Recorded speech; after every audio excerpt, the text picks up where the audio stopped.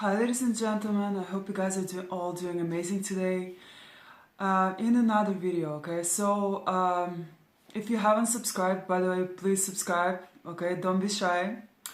And for all of you, my new subscribers, thank you so much for subscribing, okay? I really do appreciate it. In the story, okay, I really don't want to make it boring because as you guys know, okay, if you look at this book, Animal Farm, okay? It can be a boring read, okay? It's not that fun, okay? But it's George Orwell, right? And George Orwell, as you guys know, he has written a lot of books that are quite boring, I would say, but at the same time, they're not, no, sorry, that wasn't the word that I was looking for. Not boring, but depressing. Okay, depressing, but at the same time quite real, okay? Especially in terms of what's happening, right, or what's been happening in our world, okay? And so a lot of his books are like cautionary tales, right? And this one in particular, okay, it does talk about human nature, right? And what can happen when revolutions happen and when people haven't done the change from within, okay? What he was talking about is external change, okay? As in a revolution, right? And I will talk to you about this book a little bit more. I will tell you what this was about, okay? So, and the reason why I was led to talk to you about this book is because, you know, I don't know, I get my intuitive kind of downloads, right? And I just sometimes I'm led to talk about certain things, okay, and it just is what it is, right? And so I do it, okay? And so I was led to talk to you about this book, okay? And it's funny because I found this book in Bulgaria out of all the places, you know, so it's very strange, right? And so anyway, so in high school, okay, when I read this book in high school, guys, I had no idea why they make people read this book in high school, okay? Because obviously in high school you don't have enough life experience, you don't have enough knowledge, you don't have enough of anything really to understand a book like this, okay? And so it's kind of silly in a way to make teenagers read this, okay?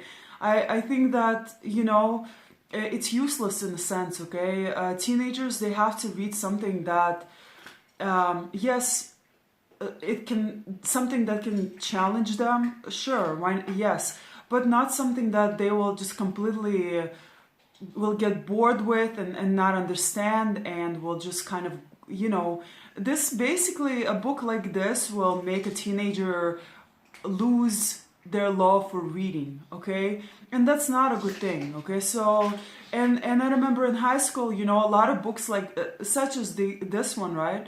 Were forced upon us, right? And we were forced to read all these boring books, right? And so that's not a good thing because over time you think, I don't know, you associate reading with something torturous, right? Something that has to be done and something that's just, you know, boring and tedious, right? And that's not a good association, right? So over time you just simply do not want to read books. You don't develop this you know, love for books, right? And you guys, as you know, right, books, reading books, you know, knowledge is power, right?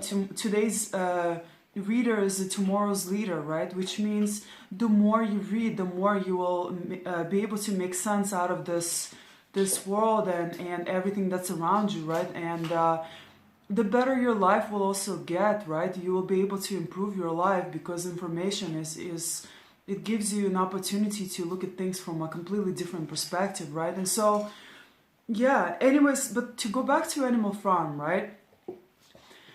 So I'm not gonna like discuss it too much or make it too long, right? But basically that's what happened, okay? So the animals had a really, the farmers treated the animals on the farm terribly, right? And so the animals decided to rebel, right? And start a revolution, okay? And this once again can be applied to humans too, right? Because the animals were technically humans, right? That's what George Orwell implied, right? And so the animals went from one tyrannical system into another, okay? Because when they're separate ways, right, despite the ideology, the change in ideology, right, the animals still ended up in the same tyrannical system, okay? They've created, the pigs went rogue, right, and they became these like the same tyrannical leaders that the farmers were, right? And so that's the idea, right? That was the idea. That was the kind of the cautionary tale, right? Is that any revolution can has a chance to turn tyrannical, despite the ideology, okay? And that has to do with the human nature, right? And I think the reason being, right, is one, right? And I will talk to you about the moral of the story, right? As the moral of the story, I think, is the most important here, okay? And that's actually the reason why I decided to bring up this book in the first place, okay? So the moral of the story, right, is that in order for people to not be controlled, right, in order for people to not give into groupthink, right, a groupthink is like this, okay? So an example of a groupthink is one dominant leader, right, in the group can overpower everyone else, right, and in turn make a bad decision, okay, for the entire group, okay? And so groupthink should be avoided, okay? And a way to avoid groupthink is to go within, okay? And to actually find your own power, okay? And it's to become your own leader, and for that you need to find the self-love, okay?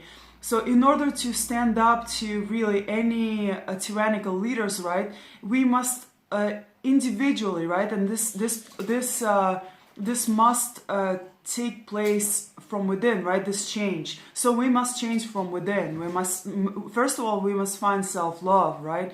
We must develop strong boundaries, right, which of course relates to self-love.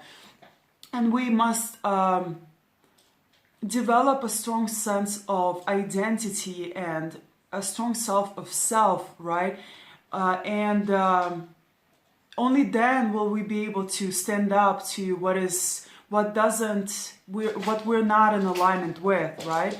Only then will we be able to say no, right? When things are not, we don't agree with certain things, right? That perhaps go against our moral codes, right? And so, so yes, that's the moral of the story, right? Is that if you don't want a revolution, right, that was seemingly good, and that was supposed to lead to freedom, right, and prosperity for all, if you don't want that to turn rogue, right, then you need to, each and every single one of us needs to be able to stand up for what we believe is right. Ultimately, the majority of people, I believe, are good, okay? Once again, a big majority, right, they can be, or the vast majority of people, they can be misled very easily, okay? When it comes to spirituality, for example, a lot of them are lukewarm, right? And so they can be swayed very easily, right? They can go in either direction depending on the leader, okay? And the leaders can be either good or bad, right? Empaths and narcissists, and the reason why I'm going back to that is because both empaths and narcissists, right? Yeah, they have very strong leadership qualities, okay? However, they go about leading in completely different ways, right? While a narcissist is extremely, they're extremely pushy, they're manipulative, right? They're controlling, so they will dominate, they will use force, right? They get things in a very negative way, basically. They get the results in a negative way, right? And so these are the type, like narcissist psychopaths, right? And once again, they are very interested in positions of power. They want this control. They want to dominate others. They want to dominate groups, right? And that relates to revolutions too, okay? So you're more likely to get a leader like this, okay? Because if right, and this leader is going to you know, he's going to sway the rest of the people who are lukewarm, right? Who are who don't have a strong sense of self. If that's a leader, okay, he's going to infect the rest of the organization, right? The rest of the revolution, or the rest of the group, okay, and sway them to do atrocious things, basically, okay? And as a society, we don't want to go in that direction. That's why, once again, you have to develop a strong sense of self. You have to go within. You have to find that power within. And you have to become your own leader, okay? I believe it is very possible for every single one of us, okay? Because empaths, on the other hand, they don't really want to be the leaders, okay? They're in positions of leadership sometimes, right? Because, I don't know, that's their calling perhaps, or that's their purpose, right? But for the most part, we don't really... We're good like just being by ourselves. We're good on our own, you know. We're good just like doing our own thing, right? And we don't want to control anyone. We don't want to dominate anyone, you know. We don't really want to lead, right? But a lot of us are natural leaders, right? And so people that are closer to that light, right? People that are they naturally want to follow an empath, right? And so that's why empaths and narcissists, in this sense, they're kind of similar, right? Because they do possess these leadership qualities. Is that, once again, they go about leadership in completely different ways, right? One doesn't necessarily want it, but is good at it naturally, right? And people naturally want to follow them. And the narcissist, right? And you would hope to get a leader like this, okay? But at the same time, guys, what I'm telling you is that we don't really need leaders. You have to be able to find that that healing. First of all, you have to heal, right? If any traumas, right? Because if you don't heal, that's once again, this comes down to you know, you're not going to have your identity, right? You're going to... Unhealed people, right? Damaged people, they also tend to lack their own identity, right? They don't know who they are, okay? They're lost, okay? They're very lost, right? And they're drowning, basically, right? And so, you know, if a rescuer comes along, right? Which usually tends to be a wolf in sheep's clothing, right? They're going to sway this person, you know, they're going to sway them and make them do terrible things, okay? And so this is the idea here.